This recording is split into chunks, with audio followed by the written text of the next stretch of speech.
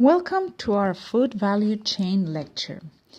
This is a very recent topic and you may have heard different ways of naming it, from farm to fork, producer to consumer, from the field to the table. Actually, we can also call it supply chain, but we prefer the term food value chain because it's broader and it seems it has many other activities going on. And what is this topic about? Well, as you can see in the slide, we're going to learn about the overall meaning of the chain, the different flows that appear, and how important sustainability is for its efficiency and its performance. So let's start. Food value chain is the new scenario of innovation and research. In the last decades, changes in production methods, development of big cities and urbanization processes, also even the globalization, all this has affected to the food value chain, and we see that sustainability is not always present. While technology has been increasing the food sector and it has really been improving, socioeconomic and management research is behind. All these issues are far behind since not as much innovation is being carried out.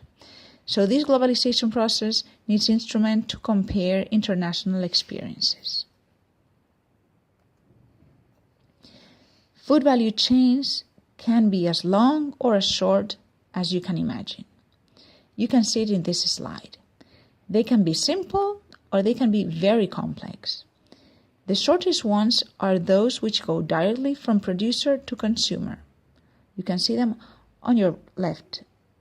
No agents, no intermediaries, just these two links, producer and consumer. This is common in fresh produce. Sometimes consumers are welcome to pick their own vegetables or fruits in the fields. They weigh them and they pay the producer. However, this cannot be made globally. It's not so easy to organize and it's not very efficient in big cities or in isolated locations with no productive fields around. So take a look at the food value chain on your right-hand side. It's a need for a longer food chain, one that includes several links with processing, logistics, stocks, distribution agents, etc. And depending on the type of products, its complexity and or even its origin, sometimes this is the only way to reach the consumer. Of course, very perishable food products cannot have a long chain just because of the nature of the produce. But we can find some food chains which may have even 6 or 7 links between producer and consumers, not counting that we don't think about the suppliers, which would be before producers. We're just starting with the producer and we're finishing at the consumer. As general characteristics of the food chain, we have to consider it is a network of activities and facilities. What do these facilities include? Well, they include the inventory of raw materials, all work in process, materials needed for transformation, for example, in a very long food chain, and also finished goods. The aim of the food chain is to create value and to have an equal share of value among the different links. This value has to be adequately divided along the chain, so all links get a fair value of their inputs and work. The management of the food chain is not easy. It is a key issue and it needs planning. If the planning and the performance are well organized, the value will be shared and the whole chain will be sustainable and efficient. All the links will benefit from sharing the value along the food value chain. In all food value chain, there are several basic flows. Just take a look at the following slides. Here you see 3 flows: the information flow, the goods and service flow, and the financial flow. Let's start from the beginning. The first flow is the one which refers to goods and services. These products go from producer or suppliers to consumer. We have seen can be long or short, but this always exists. Production to consumer. Sometimes we consider the suppliers, sometimes we do not consider them. This is the first flow. The second basic flow is the money, the financial flow, the cash flow, you name it. And this one goes the other way. It starts in the consumers. It goes from consumers to producers, or also, depending on the case, to suppliers. Consumers pay for the goods and services, and the money goes back to producers. And then we have a third flow. This third flow is different. This is the information flow.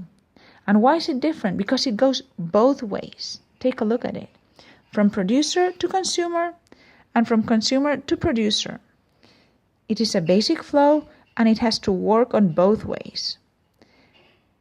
With the technologies and innovative communication era, everybody understands that consumers are interested in the origin of their products.